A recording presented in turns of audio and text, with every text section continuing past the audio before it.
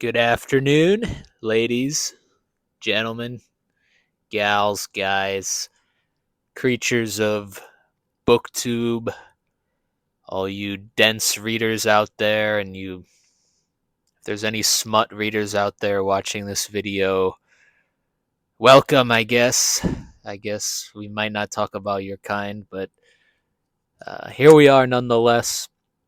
Last video I did was about big books, meaty books, juicy books, thick books, dense books.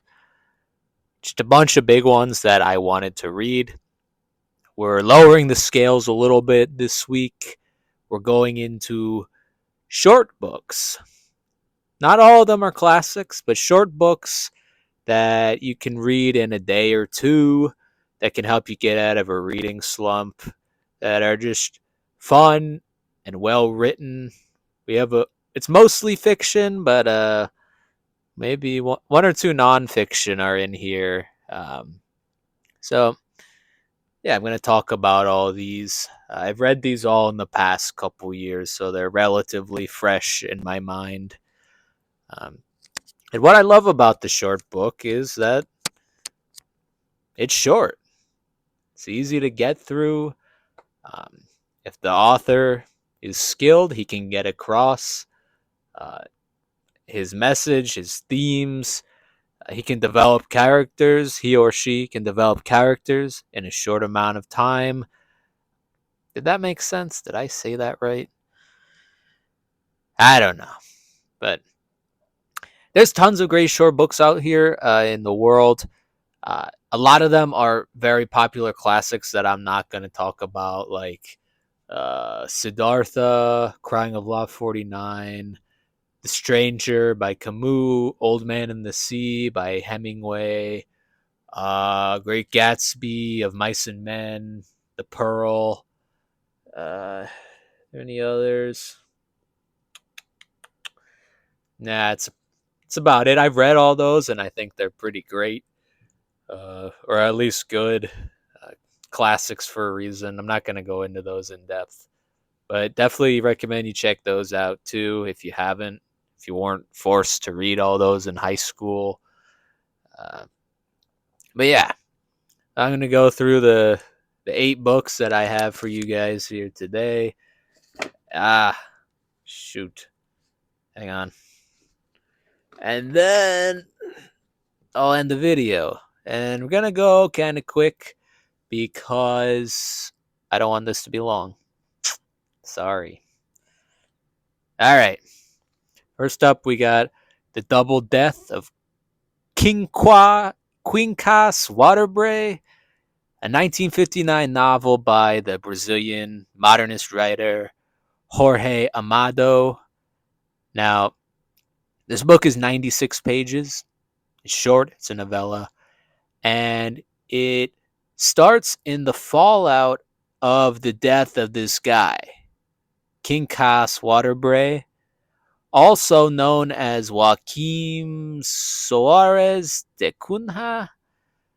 So he's got his real name and his alter ego. The backstory goes is that he was a respectable government employee till around age 50, and then realizing Joaquim had some kind of epiphany, and he called his wife and his child vipers, and then walked out of the house and became a hobo. Uh, One of the most celebrated bums in the entire city of Salvador, Brazil, I think. I don't know where that is.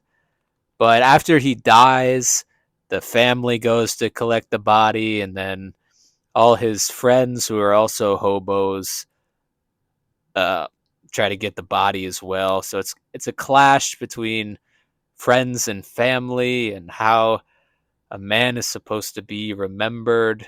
Let me read this quote really quick from the start of chapter 2. It says, "When a man dies, he is reintegrated into his most authentic respectability. Even having committed the maddest acts when he was alive, Death, with its unseen hand, erases the stains of the past and leaves the dead man's memory gleaming like a new cut diamond. So that quote is kind of what the book's about. Uh, it's great. It's fun hearing about all Waterbury's exploits. It's crazy, and there's even a Dionysian bacchanal bender, Weekend at Bernie's style, which was probably that movie was probably based on this book, seeing as this is from 1959. But a great bender, a dead bender, the bender, the best bender. This is a fun book. It packs a punch for 96 pages. So, yeah. The Double Death of Quincas Waterbury by Jorge Amado. Out in a new translation in the Penguin Classics. 96 pages. Okay. Next up, one of my favorite science fiction novels of all time, The Three Stigmata of Palmer Eldritch by Philip K. Dick. This was written in 1964, and this edition here is 191 pages. Had a chat with Parker from Park Notes on one of his recent videos, his office tour video. I saw he had a cover of Dune that was the exact same as this one. So I guess whatever publisher was reusing covers. It's kind of cool. It's, deserty thing with a robot, but I mean, it doesn't really make that much sense for this book. Three Stigmata Palmer Eldritch, to set the scene. It's a sci-fi world where global warming Earth, it's gotten too hot, so you can't actually go outside without a cool gear. And I guess the Earth governance is drafting humans to colonize Mars. And on Mars, they're promoting this hallucinogenic drug called CAN-D, CAN-D, where you use this thing called a layout. I imagined it like a dollhouse or a Barbie house, where you take the drug, you get high, and then you like stare at the layout or the dollhouse, and you get immersed in the world. It's like a escapist fantasy world. So a lot of the world economy is based on this layout. The company's called like Perky Pat Layouts. And then there's this rich guy, Palmer Eldritch, kind of like a Elon Musk type. He goes out into space and he comes back with this new drug. And the controversy here is that the old drug might go out of business, so all the characters are trying to fight back against Eldritch. And then you're learning about the new drug, and it's just it's a great novel. I don't have much more to say. I listened to the song by Talk called Runaway to Mars many times after I finished this book, and that's what turned it into a 5-star book for me, actually, is the loneliness of being on Mars as a colonist. I thought that was a sad topic. So, yeah. Three Stigmata of Palmer Eldritch. I've only read 2 Philip K. Dick books so far, this one and Scanner Darkly, but this one takes the top spot. And it's a quick read, 191 pages. All right, third book, nonfiction, Tuesdays with Morrie by Mitch Albom.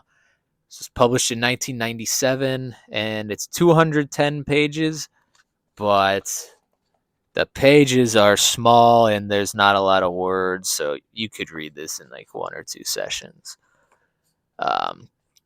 Tuesdays with Morrie is a story, true, about how Mitch Albom reconnected with an old professor of his from college, Maury Schwartz, I think. And Maury's dying of ALS, Lou Gehrig's disease. And through their reconnection, Maury and Mitch meet pretty much every Tuesday and they talk about life. And death and all things in between. And it's mostly Mitch admitting that he'd been a power seeking, wealth seeking, status seeking young guy, and Maury was telling him how you shouldn't do that. You should love people and enjoy the moment and such. Not really anything new per se in terms of philosophy or psychology or anything like that. Nothing new. All these ideas have been around for a long time, but I just thought that it was such a nice presentation of um, death.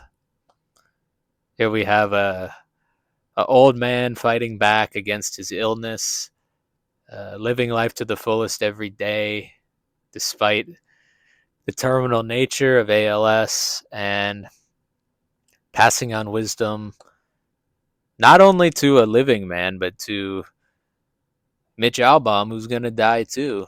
Um, Nobody can escape it, but all we can do is dance and have fun and share some love and remember that we can't take things with us. So, yeah, simple book, but the way it was presented, I loved. I loved Tuesdays with Maury.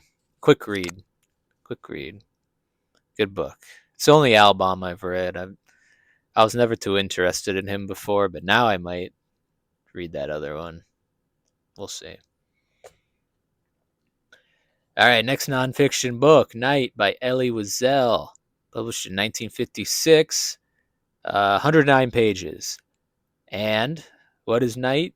You should know Night. I read it in high school. It's a memoir about the Holocaust. Elie Wiesel was a Holocaust survivor. He saw a lot of cruel things, inhumane things.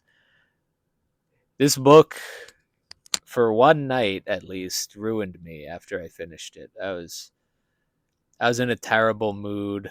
Just like reading about the evil side of humanity is tough. I like to try and do that occasionally to like remind myself that it's not all sunshine and rainbows, but this book was a tough read. Everything that um, people in the Holocaust had to go through.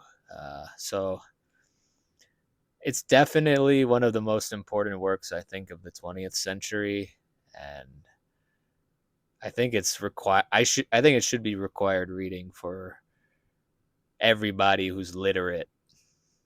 Yeah, I said it. Everybody who's literate should read Night. So it's great. Well, it's not great. It's powerful. Book number 5, Franny and Zoe by J.D. Salinger. Now, I've talked about 9 Stories a couple times. That's also a short work, but wanted to talk about Franny and Zoe. It was published in 1957, fully published. And this copy is 170 pages. It's made up of 2 stories, Franny and Zoe. What a surprise. But Franny's 40 pages. It's about Franny of the Glass family. The Glass family is like the Salinger Cinematic Universe family, where everybody's in it. I don't know if any are in Catcher in the Rye, but they're all over the other 3 works that Salinger did. So Franny has a weekend with her boyfriend, and they go out to lunch or dinner.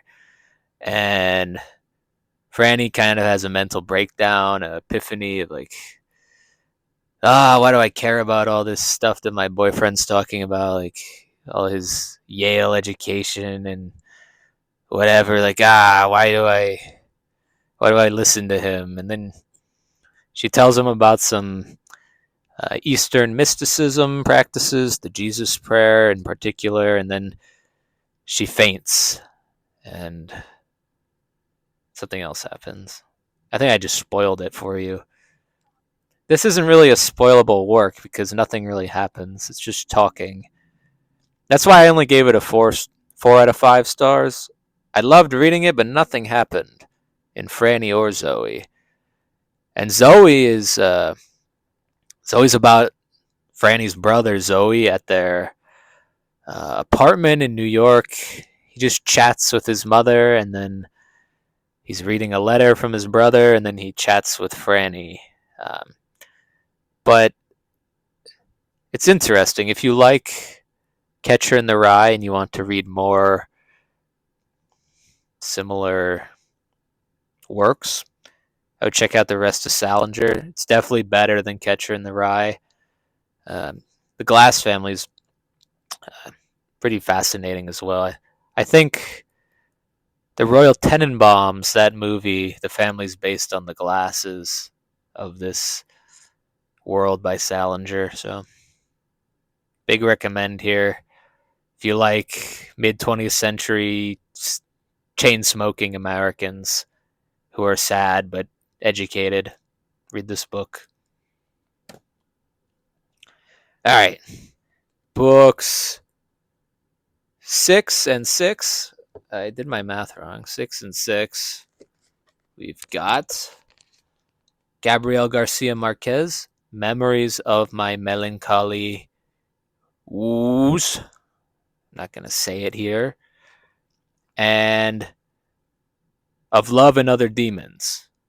Now, Of Love and Other Demons is from 1994. It's 160 pages. And Melancholy Hooplas is from 2004. It's 115 pages. Both of these are short. Um, Regarding Memories of Melancholy, it was an alright story. It's about a 90-year-old guy who, on his birthday, he wants to have sex with a virgin. That's a little debatable, the concept there, but I found the book a profound look on aging, and I was reflecting on my own age and the age of everyone on Earth, kind of after I read this book. Um, it was short, but it had a lot of guts in there. Um, so yeah, good book. And then Of Love and Other Demons, this wealthy family in the Caribbean or something, their daughter, who they don't like, the parents don't like the daughter, and the daughter hangs out with the African slaves in their compound and speaks their language. Like that's how estranged they are from the parents. But the daughter gets bitten by this rabid dog, and I can't even remember why, but for some reason they think the daughter needs an exorcism. So she gets sent to this convent to be exorcised. And the whole story goes from there with like the priests that send the exorcist, and then the relationship between the parents and the child, and there's this other scientist involved, and just a great book, well written. Both of these are translated by Edith Grossman. I found that the Garcia Marquez books I like the most have been translated by Edith Grossman, as opposed to Gregory Rabassa. Not that I think Rabassa's translations are bad. It could just be the Edith translated the better books, but yeah. Big recommend on Marquez, Garcia Marquez. Most of his works are short. Um, he's got a couple long ones, but a lot of them are short, especially the short stories. So check these out. Book number 7, Damien, Hermann Hesse, 1919. This copy is 176 pages. This, to me, is the German portrait of an artist as a young man. It's about Emil Sinclair, a young lad growing up in Germany who kind of grows out of his shell of naivety and is thrust into a world of painful knowledge and discovery. and he's trying to figure out who he is, what his self is, and along the way, he's guided by a number of mentors, to include the illustrious and mysterious Max Damien, his one time classmate and later just friend. And yeah, it goes into a lot about the duality of the world, Abraxas, and the crime of Cain from Cain and Abel. Um, I sped through this a couple months ago, and it was my friend's copy, so I didn't write it down. But I want to reread this really badly and mark it up because I can see this being like in my top 5 for novels ever. So, Damien by Hesse. And book number 8 or 9 or 8 got The Futurological Congress by Stanislaw Lem. This book is from 1971, 149 pages. It's a sci-fi novel following the main character. I don't know how to say it. Ijan Tiki, Ijan Tichi, Ijnan Tichi. Yeah, whatever. He goes to this futurological congress and he gets attacked by like rebels or something, and just craziness and wackiness ensues. Uh, this is one of the funniest books I've ever read, but it got a little too philosophical for me in the middle with like some hallucinations. Um, I kind of lost Lem there for a little bit, so I had to give it a 4 out of 5. It wasn't one of those like perfect books, but the brevity and the hilarity of this book are unmatched. I have never read such a wacky book in my life, and that is why I recommend it. If you are into mid 20th century sci-fi, but you want a little Hitchhiker's Guide in there, but not rip roaringly British. This is just craziness. So yeah, check out Stanislaw Lem if you haven't already. All right, well, thank you guys for watching. That was 8 or 9 short books that I've read recently that I really liked. Let me know if you've read any of these, or if you want to read these, or if you've read some of these authors, like their other works, and you want to recommend them. A lot of these authors I've only read like 1 or 2 works from uh, in total, so I'm always down for recommendations or the like, or just comment to say you hate my shades, or this hat is ugly, or this guy's beard is like a rodent crawled off the back of a dumpster and came into the Wendy's parking lot and ordered a cheeseburger with a milkshake, and then he cut the video because he was talking.